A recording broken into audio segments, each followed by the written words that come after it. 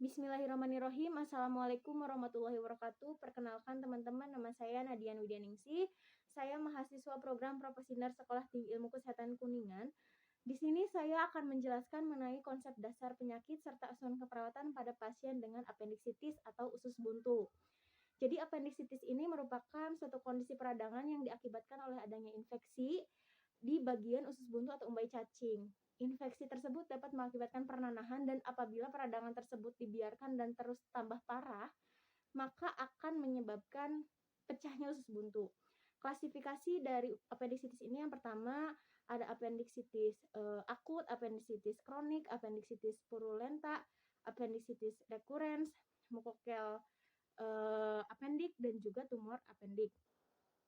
Lalu apa saja sih etiologi atau penyebabnya? Jadi penyebabnya itu yang pertama tumor apendik, terus karena adanya cacing, adanya benda asing, neoplasma, fekalit, dan juga hiperplasi pada jaringan limfe. Lalu tanda dan gejalanya, jadi gejala utama pada pasien dengan apendiksitis ini yaitu nyeri, ya. Nyeri itu diakibatkan karena adanya penyumbatan pada apendik. Awalnya si pasien ini akan merasakan nyeri hilang timbul, ya. Lalu apabila si pasien melakukan buang air besar, maka nyeri tersebut akan berkurang. Nyeri disertai dengan mual muntah, anoreksia, konstipasi, dan juga diare, seperti itu. Apabila peradangan sudah menjalar, maka akan timbul nyeri lokal di bagian perut kanan bawah, tepatnya di titik MC Burney.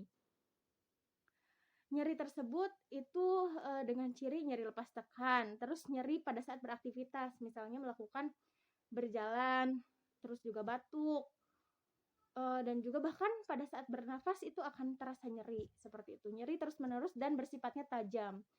Lalu pemeriksaan pemeriksaan diagnostik yang dilakukan itu yang pertama ada pemeriksaan fisik, meliputi inspeksi, palpasi, auskultasi, dan perkusi. Lalu ada pemeriksaan laboratorium, pemeriksaan radiologi seperti foto polos abdomen dan USG. Lalu penata laksanaan medisnya, sebenarnya tindakan pembedahan itu akan dilaksanakan apabila diagnosis apendiksitis telah ditetapkan. Dan biasanya pada pasien dengan abses apendik dilakukan drainase, lalu juga antibiotik dan cairan itu diberikan terus-menerus sampai proses atau tindakan pembedahan itu dilakukan, seperti itu.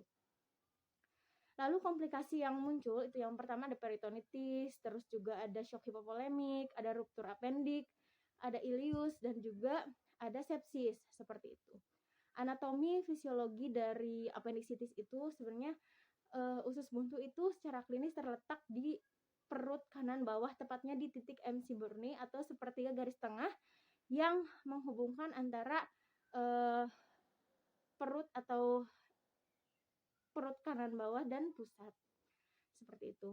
Dan ukuran dari usus buntu itu panjangnya sekitar 6-9 cm, sementara lebarnya tuh 0,03 sampai 0,07 cm.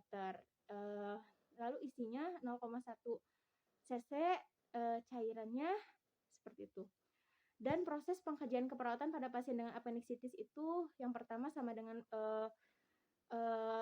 proses pengkajian keperawatan dengan penyakit yang lain. Yang pertama yaitu pengkajian kita bisa melakukan observasi atau wawancara untuk mendapatkan data pasien. Lalu keluhan utama pada pasien dengan apendiksitis itu nyeri, lalu PQRS, lalu riwayat kesehatan saat ini. Nah, di riwayat kesehatan saat ini kita jelaskan ya dengan PQRST, apa faktor penyebabnya, terus juga kalau misalnya si pasiennya mau nyeri, kualitas nyerinya itu bagaimana, R region atau wilayahnya itu di sebelah mana nyerinya, S skala nyerinya berapa, dan T time-nya waktunya kapan, seperti itu. Lalu kita kaji riwayat kesehatan masa lalunya, apakah si pasien pernah melakukan pembedahan sebelumnya, riwayat hospitalisasi, terus juga riwayat cedera, dan juga perlu ditanyakan riwayat alergi, apakah si pasien mempunyai riwayat alergi terhadap makanan, minuman, obat-obatan, ataupun cuaca, seperti itu. Nah, dan yang terpenting itu pada saat proses pengkajian itu bagian pemeriksaan fisik. Di pemeriksaan fisik itu meliputi inspeksi, auskultasi, perkusi, dan palpasi.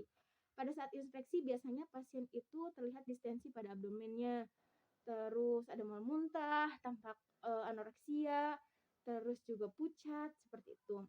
Lalu pada saat auskultasi biasanya suara bising ususnya itu berkurang atau bahkan tidak ada pada pasien usus buntu ini.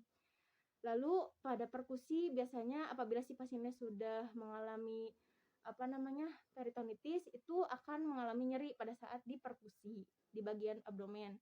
Lalu pada saat palpasi itu si pasien akan nyeri lepas tekan di bagian perut kanan bawahnya, seperti itu. Lalu diagnosa yang muncul biasanya ada pre-op dan post-op. Kalau pre-op biasanya nyeri akut, defisit nutrisi, ansietas, dan juga intoleransi aktivitas.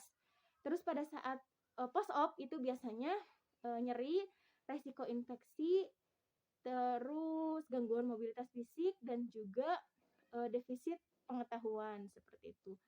Lalu implementasi keperawatan. Pada proses implementasi ini, di mana kita melakukan tindakan sesuai dengan perencanaan keperawatan.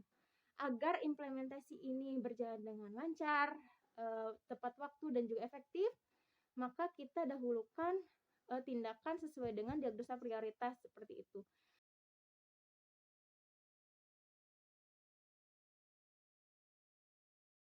Perawatan. Baik teman-teman, mungkin hanya itu yang bisa saya sampaikan. Kurang lebihnya mohon maaf, dan